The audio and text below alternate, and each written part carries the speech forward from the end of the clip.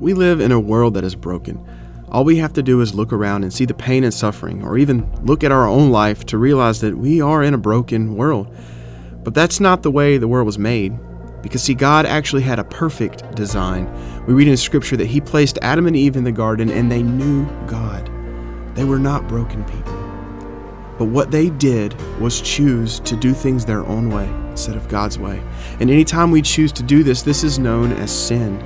And when they sinned, it brought our world into brokenness. And now we sit in that brokenness every day.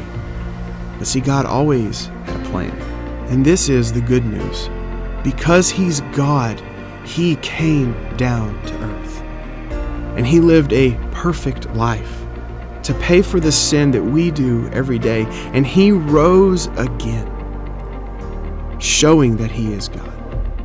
And now, if we believe and follow Him, He restores us back to God's perfect design.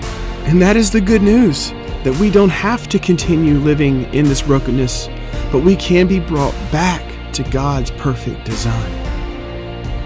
But it doesn't just stop there, because when we know Jesus, He now gives us the ability to grow and be more like Him.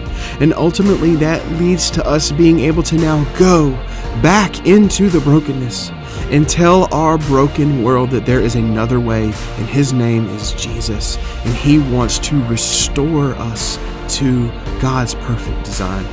And this is the beauty of the gospel.